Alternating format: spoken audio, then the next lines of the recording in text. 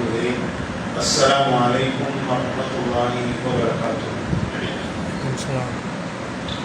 கணியத்திற்குரிய சகோதரர்களே, எல்லாம் வல்ல அல்லாஹ்வின் நல்லடியார்களே, அல்லாஹ்வுடைய பேரருளால் அல்லாஹ்வால் கடமையாக்கப்பட்ட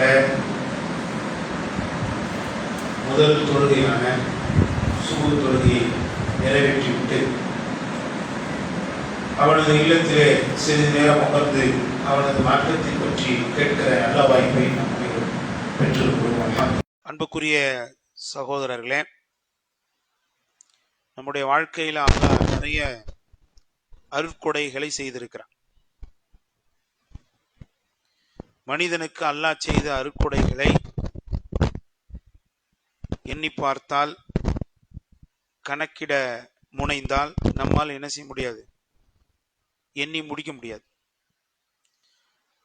இது பற்றி அல்லாஹ் சொல்றான், வயின் தஉது நிஅமத்தல்லாஹி லா துஹ்ஸூஹா. அல்லாஹ்வுடைய அருட்கொடைகளை நீங்கள் எண்ண முனைந்தால் உங்களால் எண்ணி முடிக்க முடியாது அப்படின்னு சொல்றான்.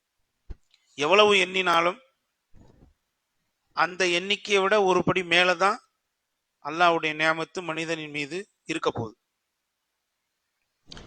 அந்த நியாமத்துகளிலேயே மிக மிக முக்கியமானது, முதன்மையானது எது அப்படின்னு கேட்டா, நமக்கு வழங்கப்பட்டிருக்கிற ஈமான், இறை நம்பிக்கை. நாமெல்லாம் ஓரிரை கொள்கையை ஏற்றவர்களாக, அல்லாஹுவை நம்பியவர்களாக இருக்கிறோம் பாருங்க. இது இறைவனுடைய அருட்கொடைகளில் முதன்மையானது.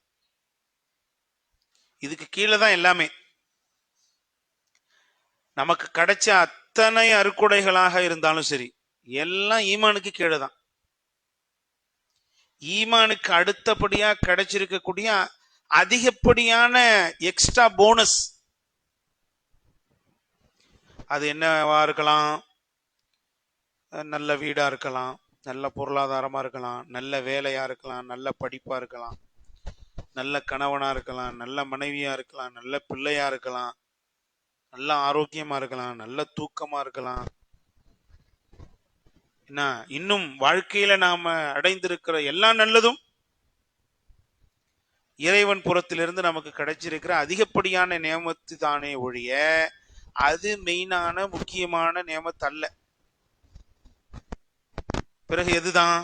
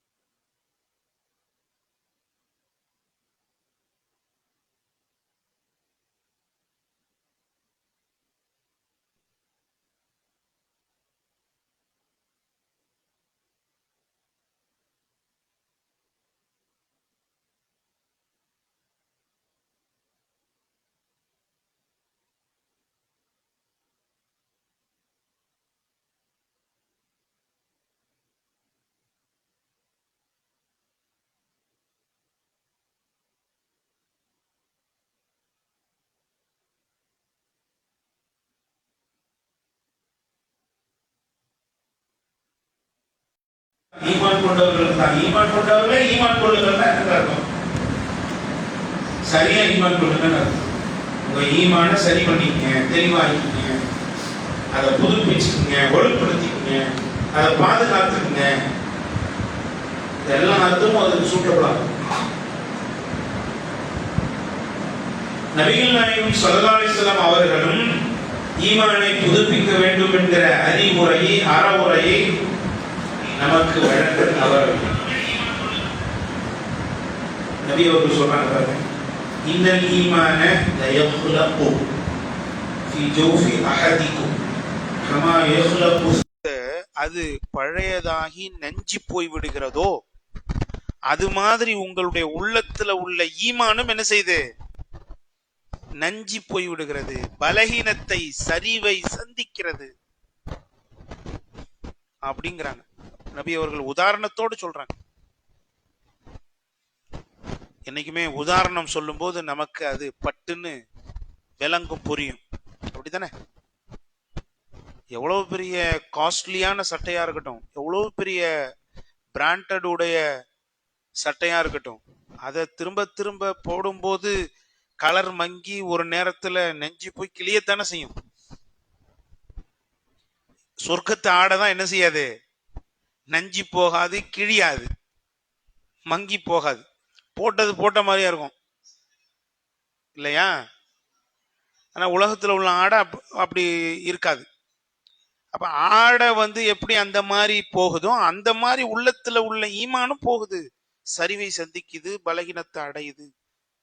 ஃபஸ்அலுல்லாஹ அய்யுஜத்திதல் ஈமான ஃபீ குலூபிக்கும். எனவே உங்களுடைய உள்ளத்துல உள்ள ஈமானை புதுப்பிக்க அல்லாஹ்விடத்துல நீங்கள் துஆ செய்து வாருங்கள். ஈமானுக்காக ஒரு துஆ இருக்கணும் கண்டிப்பா. எத்தனையோ விஷயங்களுக்காக நாம் அல்லாஹ்விடத்துல துஆ செய்றோம். நம்முடைய ஈமானை புதுப்பிக்கவும், ஈமானை வலுப்படுத்தவும், அதை பாதுகாக்கவும் அன்றாடம் நாம துஆ செய்து வருகிறோமா அப்படிங்கிறது யோசிச்சு பார்க்க வேண்டிய விஷயம். நபிகள் நாயகம் ஸல்லல்லாஹு அலைஹி வஸல்லம் அவர்கள் நமக்கு இத கட்டளையாகவே தருகிறார்கள். அடுத்து சஹாபாக்கள் தங்களுடைய ஈமானை புதுப்பிக்கிற விஷயத்துல எவ்வளவு கவனம் செலுத்தினார்கள் தெரியுமா? வரலாறு பதிவு செய்யப்படுது. சஹாபாக்கள் தங்களுக்கு மத்தியில் அழைப்பு கொடுக்கும்போது எப்படி அழைப்பு கொடுத்துப்பாங்க அப்படின்னா, தாலவ் நஜ்லிஸ் நுமின் சாஅத்தன், வாருங்கள் நாம் சிறிது நேரம் அமர்ந்து ஈமான் கொள்வோம். இந்த மாதிரி வார்த்தையெல்லாம் நம்ம என்னைக்காவது யாரையாவது பார்த்து சொல்லியிருக்கோமா? நம்ம சொல்றதெல்லாம் என்னது? வாங்க டீ குடிக்க போவோம், வாங்க டூருக்கு போவோம், வாங்க விருந்துக்கு போவோம், அப்படிதான் சொல்லுவோம். ஆனா சஹாபாக்கள் எப்படி சொல்லியிருக்காங்க? வாங்க கொஞ்ச நேரம் உட்காந்து நாம ஈமான் கொள்வோம். அப்படின்னா என்ன? நம்முடைய ஈமான புதுப்பிச்சுப்போம், அதை ஃப்ரெஷ் ஆக்கிப்போம் அப்படின்னு சொல்லுவாங்களாம். குர்ஆன் ஈமான புதுப்பிக்கணும் அப்படின்னு சொல்லுது, ஹதீஸும் ஈமான புதுப்பிக்கணும்னு சொல்லுது. அதை தொடர்ந்து சஹாபாக்களும் தங்களுடைய ஈமான புதுப்பிக்கிற விஷயத்துல கவனம் எடுத்தாங்க. அப்போ நீங்களும் நானும் என்ன செய்யணும்? அந்த வழியில தானே பயணிக்கணும். நாமளும் என்ன செய்யணும்? நம்முடைய ஈமான புதுப்பிக்கணும். ஈமான் மேல நாம கவலைப்படணும், அக்கறைப்படணும். நம்முடைய ஈமான் இப்படி இருக்கே அப்படின்னு நினைச்சு என்ன செய்யணும்? அக்கறைப்படணும். சரி, ஏன் ஈமான புதுப்பிக்கணும்? அதனுடைய கட்டாயம் தேவை என்ன அப்படின்னு கேட்டா, நாம அல்லாஹுவின் மீதும் அல்லாஹ்வுடைய ரசூலின் மீதும் மறுமை நாளின் மீதும் வைத்திருக்கிற அந்த நம்பிக்கை, விசுவாசம் என்பது அது எப்போதும் கூடாமல் குறையாமல் ஒரே சீராக இருந்து விடுவதில்லை. சில நேரங்கள்ல அது கூடிக்கிட்டே இருக்கும், சில நேரங்கள்ல அப்படியே டவுன் ஆகி குறைஞ்சிக்கிட்டே இருக்கும். ஈமான் பல மாற்றங்களுக்கு உள்ளாகும். கூடுனா பிரச்சனை இல்லை, அல்ஹம்துலில்லாஹ், நமக்கு நல்லதுதான். உலகத்திலையும் நாம நல்லா வாழ போறோம், மரணத்துக்கு பிறகு உள்ள மர்ம வாழ்க்கையிலும் நாம நல்லா வாழ போறோம், வெற்றி அடைய போறோம். குறைஞ்சா என்ன செய்யறது? குறைஞ்சா அதை சரி பண்ணணுமா இல்லையா? அதை புதுப்பிக்கணுமா இல்லையா? அப்படியே குறைஞ்சிட்டு போகட்டும் அப்படின்னு விட்டுறதா? விடக்கூடாது. அப்ப என்ன செய்யணும்? நாம அந்த ஈமான புதுப்பிக்கணும். அன்பிற்குரியவர்களே, ஈமான் கூடிக்கொண்டே இருக்கும், குறைந்து கொண்டே இருக்கும். யாருடைய ஈமான்? அதாவது இதுல மலக்குகளும் நபிமார்களும் வித்தியாசப்படுறாங்க. மலக்குகளுடைய ஈமான் இருக்கு பாருங்க, அது கூடவும் செய்யாது, குறையவும் செய்யாது, அப்படியே இருக்கும். புரியுதுங்களா? நபிமார்களுடைய ஈமான் இருக்குல்ல, அவங்க ஈமான் எப்படின்னு சொன்னா கூடிக்கிட்டே இருக்குமே ஒழிய குறையாது. இருந்ததை விட இன்னும் கொஞ்சம் கொஞ்சம் கூடிக்கிட்டே இருக்குமே ஒழிய குறைஞ்சி ரொம்ப டவுனாலாம் ஆகாது. இவங்க 2 பேரை தவிர்த்து மத்த எல்லாருடைய ஈமானும், சஹாபாக்களும் அதுக்குள்ள அடக்கம். யாருடைய ஈமானா இருந்தாலும் சரி, ஒரே நேரத்தில் அப்படி புஷ்ன்னு ஏறி அப்படியே உச்சத்தையும் தொடும், கூடிக்கிட்டே இருக்கும். சில நேரத்தில் அப்படி புஷ்வான மாதிரி எல்லாம் இறங்கி ஒண்ணும் இல்லாம போயிடும். எல்லாருடைய ஈமானும். அப்ப இந்த மாதிரி குறையும் போது அதை நாம அப்படியே குறைட்டோம்னு பார்க்காம கவனிக்காம விட்டுறக்கூடாது. நம்முடைய ஈமான என்ன செய்யணும்? அதிகப்படுத்தணும், புதுப்பிக்கணும். அந்த பெரிய பொறுப்பு, கடமை நமக்கு இருக்கு. இல்லைன்னா அதற்குரிய ஆபத்தை மறுமையில் நாம் சந்திக்க வேண்டியிருக்கும். ஈமான் குறைஞ்ச பிறகு அந்த ஈமானை சரி செய்யாம அப்படியே விட்டுட்டோம்னா அதற்கு மறுமையில மிகப்பெரிய விலை கொடுக்க வேண்டி இருக்கும், மிகப்பெரிய ஆபத்தை சந்திக்க வேண்டியது இருக்கும்.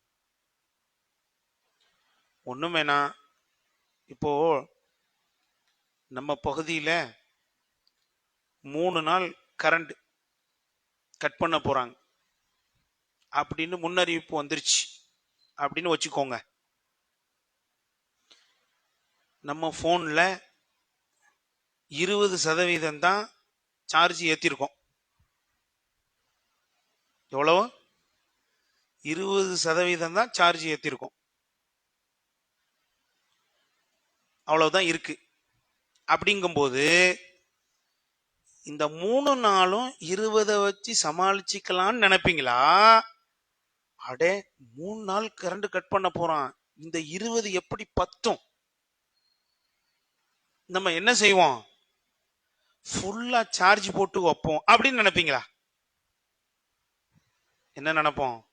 ஃபுல்லா சார்ஜ் போட்டு வைக்கணும்னு தான் நினைப்போம். சரி, 20 வச்சு சமாளிச்சுக்கலாம்னா ஆபத்து என்னன்னு நமக்கே தெரியும். இந்த 3 நாளும் இது தாங்காது. என்ன, யார்கிட்டையும் எந்த நல்ல விஷயங்களையும் கெட்ட விஷயங்களையும் பேச முடியாது, பரிமாற முடியாது. தகவல் தொடர்பு சாதனங்கள் அத்தனையும் போயிடும், நின்றுடும். அதனால எவ்வளவு பெரிய ஆபத்தும் விளைவும் அப்படியே கண்ணுக்கு முன்னால தெரியுதா இல்லையா? இத மாதிரிதான் இருக்கிற ஈமான வச்சு சமாளிச்சு அல்லாஹ்வை போய் சந்திப்போம் அப்படின்னு இல்லாம என்ன செய்யணும்? அதை புதுப்பிக்கணும், உறுதிப்படுத்தணும். அந்த பெரிய பொறுப்பு, கடமை நம்ம கிட்ட இருக்கு. அன்புக்குரியவர்களே, இன்னும் இந்த ஈமானை ஏன் புதுப்பிக்க வேண்டும் அப்படிங்கிற காரணத்தை உங்களுக்கு சொல்ல வேண்டுமானால், நபிகள் நாயகம் ஸல்லல்லாஹு அலைஹி வஸல்லம் அவர்கள் சொல்றாங்க, ஈமான் மறுமையில் அளக்கப்படும். ஈமான் மறுமையில அளக்கப்படுது. நம்முடைய நன்மை தீமை அளக்கப்படுவது ஒரு புறம் இருக்க, நம்முடைய ஈமானும் என்ன செய்யப்படுது? அளக்கப்படுகிறது. பாருங்க, நபி அவர்கள் சொல்றாங்க, சஹீஹ் முஸ்லிம்ல பதிவு செய்யப்பட்ட ஹதீஸ், நாளைக்கு மறுமையில குண்டான பருமனான ஒரு மனிதன் கொண்டு வரப்பட்டு அவன் அல்லாஹ்வுடைய தராசுல வைத்து அளக்கப்படுவான். அப்படி அளந்தா கொசுவுடைய ரெக்கை அளவுக்கு கூட அவனுக்கு எடை இருக்காதான். கொசுவுடைய ரெக்கை அளவுக்கு இடம் இருக்காதான். பாருங்க, இத்தனைக்கும் அவன் குண்டா பருமனா இருக்கிறான். ஒரு மனிதனுக்குள்ள சராசரி வெயிட்டாவது வரணுமா இல்லையா? அது கூட இல்லை. இது எதுக்கான வெயிட், எதுக்கான அளவு அப்படின்னு சொன்னா உள்ளத்துல இருக்கிற ஈமானுக்கான வெயிட் அல்லாஹ் அளக்குறான். அப்படி நபி அவர்கள் இப்படி சொல்லிட்டு அதுக்கு குர்ஆன்ல இருந்து ஒரு வசனத்தை ஆதாரமாகவும் காட்டுறாங்க. நபி அவர்கள் ஆதாரம் காட்டணுமா? நபி அவர்கள் ஆதாரத்தோட தான் பேசுறவங்க. அவங்களே ஆதாரம் சொல்றாங்க, விரும்பினா இந்த வசனத்தை ஓதிக்கிங்க அப்படின்னு. ஃபலா நுகீமு லஹும் யௌமல் கியாமத்தி வஸ்னா, மறுமை நாளில் அவர்களுக்கு யாதொரு எடையையும் நாம் ஏற்படுத்த மாட்டோம் என்று அல்லாஹ் சொல்கிறானே, அந்த வசனத்தை ஓதிக்கிங்க அப்படிங்கிறான்.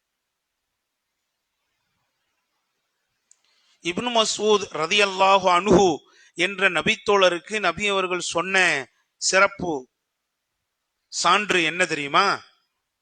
நாளை மறுமை நாளில் அவரை அல்லாஹ் தராசிலே அளக்கும் பொழுது, எடை போடும் பொழுது, அவரது இரு கால்கள் மட்டுமே உஹது மலையை விட அதிக கனமாக இருக்குமா, வெயிட்டா இருக்குமா. இத்தனைக்கும் இப்னு மஸ்ஊத் ரலியல்லாஹு அன்ஹு அவர்கள் மெலிந்து ஒல்லியா இருக்கக்கூடிய சஹாபி தான். அவருடைய கால்கள் இன்னும் மெலிஞ்சிருக்கும். எப்படிங்க இது? ஒல்லியா இருக்கிற ஒருத்தருக்கு அங்க வெயிட் கூடுது, குண்டா இருக்கிற ஒருத்தருக்கு அங்க வெயிட்டே இல்லாம குறையுது. அப்ப இது எதுக்கான அளவீடுனா ஈமானுக்கான அளவீடு. அப்ப நம்முடைய ஈமானை அல்லாஹ் அளக்க இருக்கிறான். அப்படி அளக்கும் போது நிறைய வெயிட் எடை கூடுனதா இருக்கணுமா இல்லையா? அப்போ அதை அப்படியே வச்சிருந்தா என்ன அர்த்தம்? அடிக்கடி புதுப்பிச்சுக்கிட்டே இருக்கணும், அதிகப்படுத்திக்கிட்டே இருக்கணும். நபிகள் நாயகம் ஸல்லல்லாஹு அலைஹி வஸல்லம் அவர்கள் ஹதீஸ்ல ஈமானுக்குரிய லாஸ்ட் 4 எடையை குறிப்பிடுகிறார்கள். லாஸ்ட் 4 எடை அதுதான். என்ன எடை? ஹதீஸ்ல வருது, அல்லாஹ் நாளை மறுமையில அறிவிப்பு செய்வானா நரகவாசிகள் பார்த்து. நரகவாசிகளை அதாவது நரகவாசிகள் முன்னிறுத்தி மலக்குகள்கிட்ட அல்லாஹ் சொல்லுவான் அப்படின்னு நபிகள் நாயகம் ஸல்லல்லாஹு அலைஹி வஸல்லம் சொல்றாங்க. மலக்குகளே, யாருடைய உள்ளத்திலே ஒரு தங்க காசு அளவு ஈமான் இருக்கோ அவங்கள எல்லாரையும் நரகத்தில இருந்து வெளியேற்றிருங்க அப்படின்னு மலக்குகள் பார்த்து அவங்கள வெளியேற்றிடுவாங்க. ஒரு தங்க காசு அளவுன்னா புரியுதா? ஒரு ரூபா காயின் அளவு, ரவுண்ட் அளவு, இதுல உண்டு, இந்த ரவுண்டு, இந்த அளவுக்கு ஈமான் யார்கிட்ட இருக்கோ அவங்கள வெளியேற்றிடுங்க. அது வெயிட்டுக்கு, அந்த தங்க காசு இருக்குல்ல, அது வெயிட்டுக்கும் உதாரணமா வச்சுக்கலாம், சைஸுக்கும் உதாரணமா வச்சுக்கலாம். இந்த அளவுக்கு ஈமான் இருக்கிறவங்கள வெளியேற்றிருங்க. அடுத்து கொஞ்ச நாள் நரகவாசிகளை அல்லாஹ் நரகத்தில் அனுபவிக்கிட்டுன்னு விட்டுருவான். பிறகு அல்லாஹ் நாடும் போது மலக்குகளை அழைச்சி சொல்லுவான், மலக்குகளே, யாருடைய உள்ளத்துல அரை தீனார் தங்க காசு அளவுக்கு ஈமான் இருக்கும் அவங்களையும் என்ன செய்யுங்க, நரகத்தில இருந்து வெளியேற்றுங்க. அரை அப்படின்னா நான் ஒரு ரூபா காயின்ல பாதி. அடுத்து கொஞ்ச நாள் அல்லாஹ் அப்படியே விட்டுட்டு பிறகு அல்லாஹ் நாடும் போது மலக்குகளை கூப்பிட்டு சொல்லுவான், மலக்குகளே, யாருடைய உள்ளத்துல கடுகளவு ஈமான் இருக்கும்,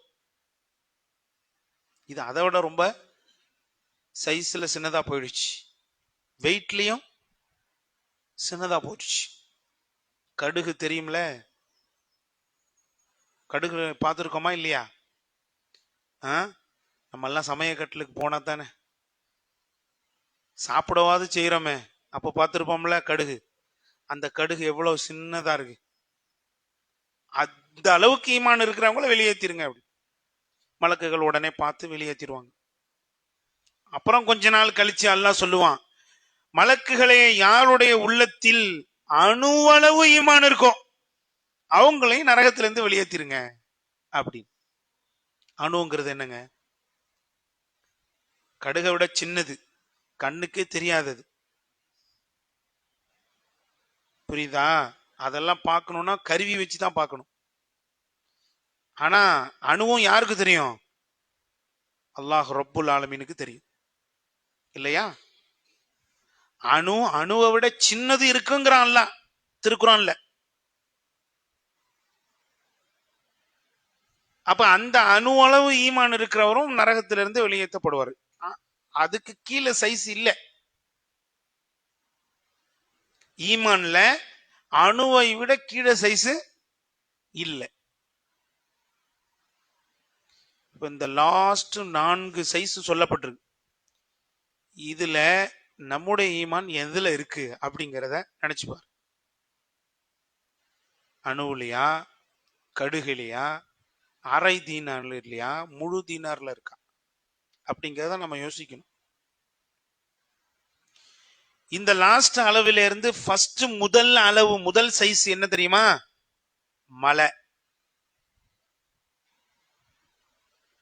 மலை ஈமானுடைய அளவு மலைக்கு ஒப்பிடப்படுகிறது. நபிகள் நாயகம் ஸல்லல்லாஹு அலைஹி வஸல்லம் அவர்கள் அதை சொன்னாங்க.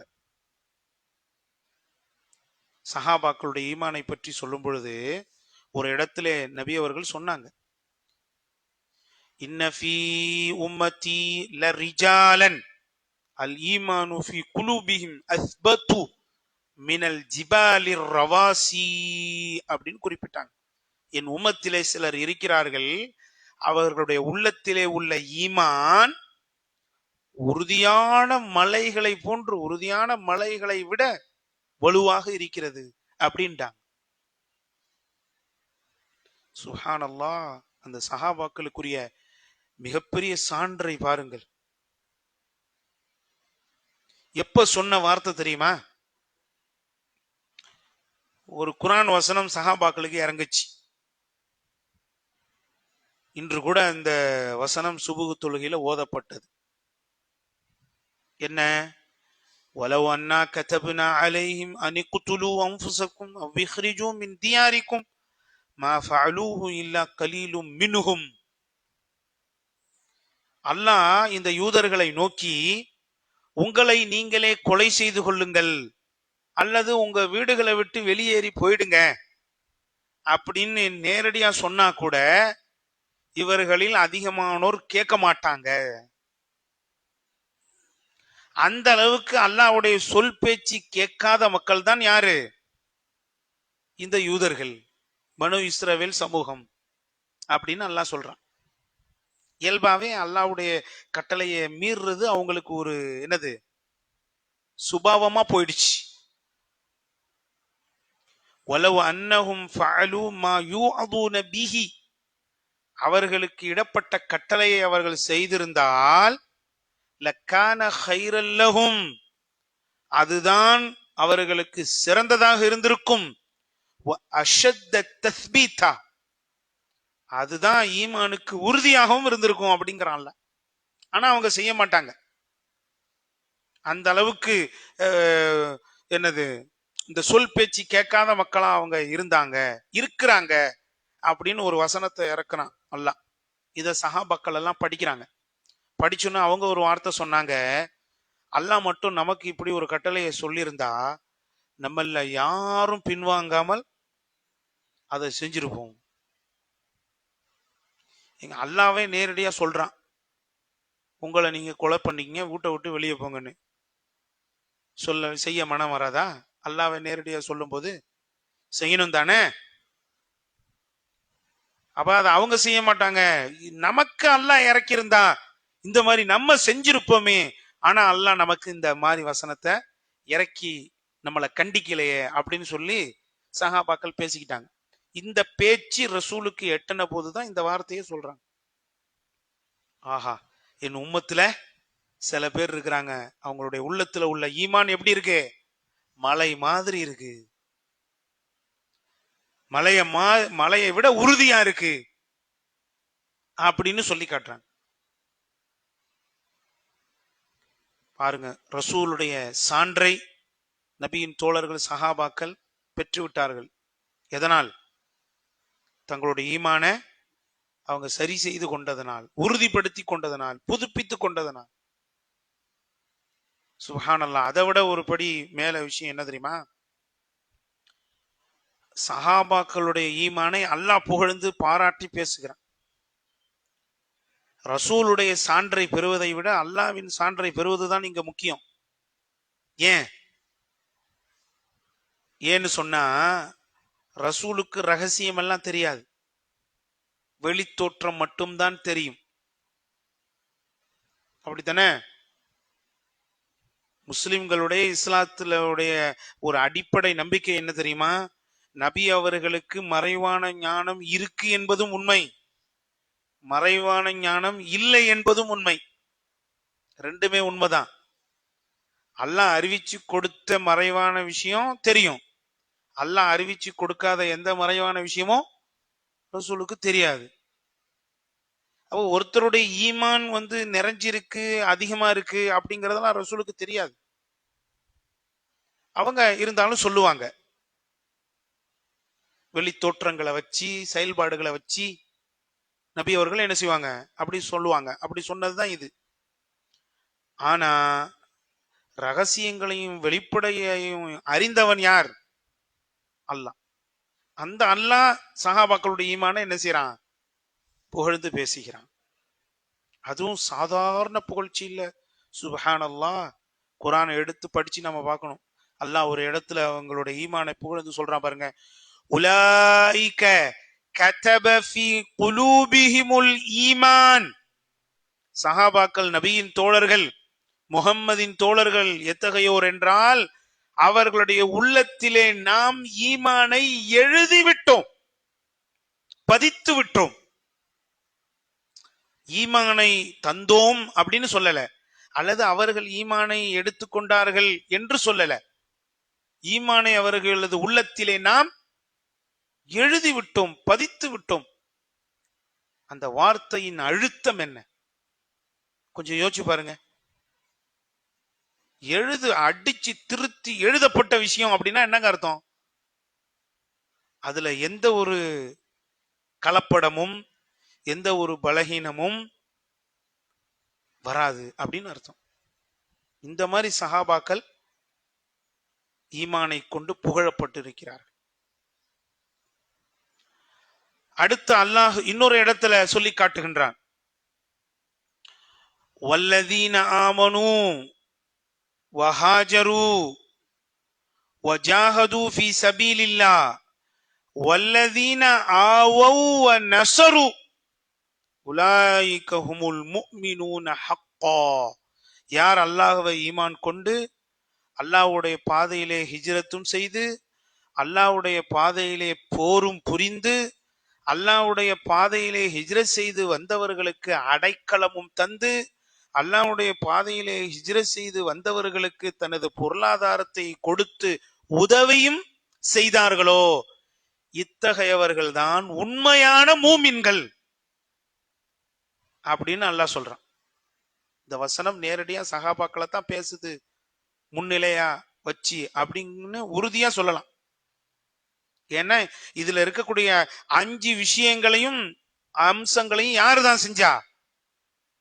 சஹாபாக்கள் தான் செஞ்சாங்க. அதுக்கு பிறகு யாரு செஞ்சா? இல்லையே. இந்த 5ல 1 தான் நம்ம கிட்ட இருக்கு, ஈமான் இருக்கு.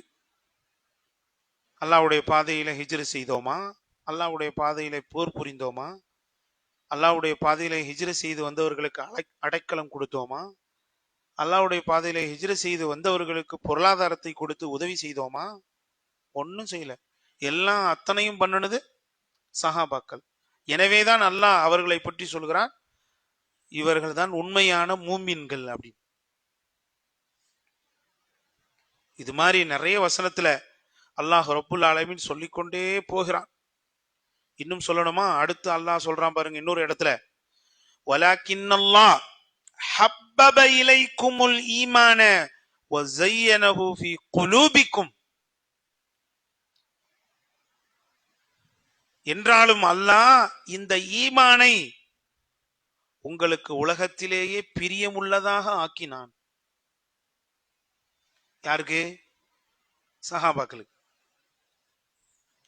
இந்த உலகத்திலே ரொம்ப பிரியமான விஷயம், ரொம்ப முக்கியமான விஷயமா சஹாபாக்களுக்கு எது பட்டது? ஈமான் தான், இறை நம்பிக்கையா தான். அப்படி அல்லாஹ் ஆக்கி வச்சிருந்தான் அப்படின்னு திருக்குறான்ல சொல்லி காட்டுகிறான். நம்முடைய இந்த நஃப்ஸ்ல ஈமானை தாண்டி வேறு வேறு ஆசைகள் புகுத்தப்பட்டு விட்டது. ஆனா சஹாபாக்களுடைய அந்த ஈமானில், உள்ளத்தில் ஈமான் தான் எல்லாத்தையும் விட பிரியமானதாக புகுத்தப்பட்டிருக்கு அப்படின்னு அல்லாஹ் சொல்றான். எவ்வளவு பெரிய சான்றுங்க இது. இவருக்கு ஈமான் தான் ரொம்ப பிடிச்ச விஷயம்னு யாரு சொல்றா? அல்லாஹ் சொல்றான். அப்படின்னா அந்த ஈமான அல்லாஹ் எப்படி உணர்ந்திருப்பான், எப்படி பார்த்திருப்பான்? ஏன்னா சஹாபாக்கள் அந்த ஈமான்ல என்ன செஞ்சாங்க? கவனம் செலுத்தினாங்க, அக்கறை செலுத்தினாங்க. அந்த ஈமானை சரி செய்யணும் அப்படிங்கிற அந்த ஒரு கவனம் எல்லாம் அவங்கள்ட்ட இருந்ததுனாலதான் அல்லாஹ் இப்படி என்ன செய்யறான்? அவர்களை புகழ்ந்து பாராட்டி பேசுவதை நாம பார்க்கிறோம். அப்போ நாமளும் என்ன செய்யணும்? நம்முடைய ஈமானை புதுப்பிக்கிறதுக்கான அந்த ப்ராசஸ்ல ஈடுபடணும். சஹாபாக்களை தொடர்ந்து தாபியன்களும் அப்படித்தான். அப்துல்லா இப்னு அபி முலைக்கா ரஹிமஹுல்லா என்ற தாபி அறிஞர் சொல்கிறார், புகாரில பதிவு செய்யப்படுது, நான் கிட்டத்தட்ட 30 சஹாபாக்களை சந்தித்திருக்கிறேன். 30 சஹாபாக்களை சந்தித்திருக்கிறேன். அவர்களில் யாரும் சொல்லி கேட்டது கிடையாது, என்னது? எனது ஈமான் ஜிப்ரீலுடைய ஈமானுக்கு சமம் என்று. அவர்களில் எல்லோரும் தனது ஈமானில் நிஃபாக் இருக்குமோ என்று அஞ்சி நான் பார்த்திருக்கிறேன், கேட்டிருக்கிறேன் அப்படின்னு யார் சொல்ற? அப்துல்லா இப்னு அபி முலைக்கா ரஹிமஹுல்லா சொல்லி காட்டுகிறார். அப்படின்னா அந்த சஹாபாக்கள் ஈமான சரி செய்யற விஷயத்திலே எவ்வளவு தங்களது காலங்களை கழிச்சிருக்கிறாங்க பாருங்க. சஹாபாக்களே தங்களுடைய ஈமான்ல அந்த மாதிரி நினைச்சிருக்கிறாங்கன்னா நம்முடைய ஈமானை பற்றி நாம கவலைப்படுவதே இல்லை, ஈமானை நாம் படிப்பதே இல்லை, தெரிவதே இல்லை. ஈமான் என்பது என்ன? அது படிச்சு தெரிகிற விஷயம். எவ்வளவு இருக்கு அதுல படிக்கிறது, தெரிஞ்சுக்கிறது. ஈமான் இருக்க அத சஹாபாக்கள் படித்து தெரிஞ்சுக்கிட்டாங்க. குர்ஆனை படிக்கிறதுக்கு முன்னாடி ஈமானை படிச்சாங்க. ஜுந்துப் இப்னு அப்துல்லா ரலியல்லாஹு அன்ஹு சொல்றாங்க, குன்னா தஅல்லம்னல் ஈமான قبل ان نتعلم القرآن. குர்ஆனை நாங்கள் கற்பதற்கு முன்னால் ஈமானை என்ன செஞ்சோம்? கற்றுக்கொண்டோம். ثم تعلمنا القرآن, பிறகு நாங்க ஈமானை கற்று فازددنا به ஈமானா, எங்களது ஈமானை அதிகப்படுத்தி கொண்டோம் அப்படிங்கிறாங்க. பாத்தீங்களா இல்லையா? நம்ம என்ன செய்யறோம்? ஈமானையும் படிக்கிறது இல்ல, குர்ஆனையும் படிக்கிறது இல்ல, ரெண்டுலயும் அவுட். முஸ்லிம் உம்மத்து அப்படிதான் இருக்கு, பலகீனமா. அப்புறம் எப்படி நம்முடைய ஈமான் எல்லாம் பாதுகாக்கப்படும்? எப்படி ஈமான் என்கிரீஸ் ஆகும்? எப்படி புதுப்பிக்கப்படும்? இப்படி சஹாபாக்கள் இருந்தார்கள், தாபியீன்கள் இருந்தார்கள் அப்படிங்கிறத பார்க்கிறோம். சஹாபாக்கள் தங்களுடைய ஈமான்ல எப்படி கவனம் செலுத்தினாங்க புதுப்பிக்கிற விஷயத்துல அப்படின்னு அதுக்கு ஒரே ஒரு வரலாறு, நிறைய வரலாறு இருக்கு. இந்த ஒரு வரலாறு சொல்லி நம்ம இந்த வகுப்பை நிறைவு செய்யலாம். ஹம்தலா ரலியல்லாஹு அன்ஹு ஒரு முறை என்ன செஞ்சாங்கன்னா, மதீனத்து வீதியில நாஃபக்கா ஹந்தலா நாஃபக்கா ஹந்தலான்னு சொல்லிக்கிட்டு போறார். என்னென்ன ஹம்தலா முனாஃபிக்காக நயவஞ்சகனாக மாறிவிட்டார் அப்படின்னு தன்னை பற்றி தனக்கே அவர் தீர்ப்பு கொடுத்து கொண்டு செல்கிறார். இந்த மாதிரி தீர்ப்பெல்லாம் நாம பிறருக்கு தான் கொடுப்போம், நமக்கே நாம கொடுக்க மாட்டோம். அப்படித்தானே? அவன் சரி கிடையாது, இவன் சரி கிடையாது, அவன் முனாஃபிக்கு, இவன் சரியில்லை, அவன் சரியில்லை அப்படின்னு அடுத்தவங்கள தான் நாம சொல்லுவோமே மொழி. நமக்கே இந்த தீர்ப்பை நாம கொடுத்துப்போமா? இல்லை.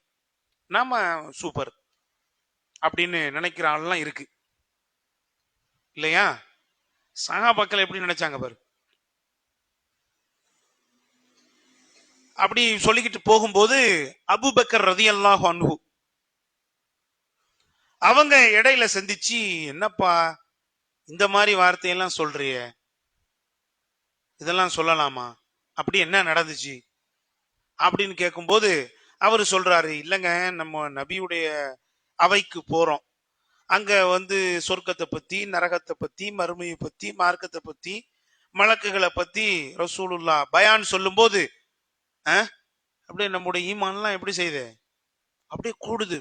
பா, மார்க்கம்னா இப்படியா, அல்லான்னா இப்படியா, ரசூல்னா இப்படியா, மறுமை சொர்க்கம் நரகம்னா இப்படியா, இன்னில இருந்து நாம கரெக்டா இருக்கணும்பா, சே எந்த தப்பும் செய்யக்கூடாது, வருதா இல்லையா, இன்னுமே சரியா இருக்கணும் அப்படின்லாம் நமக்கு அப்படியே பூஸ்டா இருக்கு. ஆனா நபியுடைய சபையை விட்டுட்டு வெளியே வந்தா அப்படியே எல்லாம் புஷ்ன்னு என்ன செஞ்சிருது, இறங்கி போயிடு. நபியுடைய சபையில இருக்கிற மாதிரி வெளியே இருக்க முடியலையே. அங்க ஒரு நிலை, இங்க ஒரு நிலையை தானே நாம சந்திக்கிறோம். அப்ப இதை நினைச்சுதான் நான் பயப்படுறேன், இதை நினைச்சுதான் நான் சொன்னேன் அப்படின்னு சொன்னோன்னே சுப்ஹானல்லாஹ், அபூபக்கர் ரலியல்லாஹு அன்ஹு அவர்கள் போட்டாங்க பாருங்க ஒரு பெரிய போட. என்ன சொன்னாங்க தெரியுமா? வல்லாஹி இதே நிலைமையில தான் நானும் இருக்கேன் அப்படின்றார். இதே நிலைமையில தான் நானும் இருக்கிறேன் அப்படின்னு. கொஞ்சம் யோசிச்சு பாருங்க. அபூபக்கர் ரலியல்லாஹு அன்ஹு அவர்களுக்கு இந்த உம்மத்துல எத்தனாவது இடம்? ஃபர்ஸ்ட் இடம். அப்படித்தானே? சஹாபாக்களை 1, 2, 3 என்று நாம் நம்பர் போட்டு எண்ணுவதாக இருந்தால் ஃபர்ஸ்ட் இடம் யாருக்கு தான்? அபூபக்கர் ரதிக்கு தான். இதுல ஒட்டுமொத்த முஸ்லிமும் என்ன ஒத்த கருத்துல வந்திருக்கு, வரணும். அப்படிப்பட்ட முதல் நபித்தோழர் என்ன சொல்றாரு? எனக்கும் அப்படித்தாங்க இருக்கு. ஆமா, நீங்க சொல்றது சரிதான், வாங்க நம்ம 2 பேருமே என்ன செய்வோம், நபிகிட்ட போய் இதுக்கான விளக்கத்தை கேட்போம்னு போய் கேட்கிறாங்க. அப்ப நபிகள் நாயகம் ஸல்லல்லாஹு அலைஹி வஸல்லம் அவர்களை சமாதானம் சொல்லி அனுப்பி வச்சாங்க. தாக்க சரிஹுல் ஈமான், ஈமான் இப்படித்தான்ப்பா இருக்கும்ட்டாங்க. ஈமான் இப்படிதான் இருக்கும், கூடிக்கிட்டும் குறைஞ்சிக்கிட்டும் தான் இருக்கும், என்கிட்ட இருக்கிற மாதிரியே நீங்க வெளியில இருக்க முடியாது. ஒருவேளை அப்படி இருந்துட்டீங்கன்னா மலக்குகள் சலாம் சொல்றது உங்க காதுக்கு கேட்க ஆரம்பிச்சிரும், மலக்குகள் உங்களோட முசாஃபகா செய்ய ஆரம்பிச்சிருவாங்க அப்படின்ட்டாங்க. அந்த மாதிரி நிலை வரத்தான் செய்யும் அப்படின்னு, இதுக்கெல்லாம் நீங்க கவலைப்படாதீங்க அப்படின்னு நபிகள் நாயகம் ஸல்லல்லாஹு அலைஹி வஸல்லம் அவர்கள் அந்த 2 தோழர்களையும் சமாதானப்படுத்தி அனுப்பி வச்சாங்க அப்படிங்கிறத பாக்குறோம். சுப்ஹானல்லாஹ். அதாவது நபியுடைய பயான் அவையில இருக்கிறத இருக்கிற மாதிரி வெளியில இருக்க முடியலையேன்னு நினைச்சு கவலைப்பட்டாங்க, வருத்தப்பட்டாங்க. அது எவ்வளவு சின்ன விஷயம்.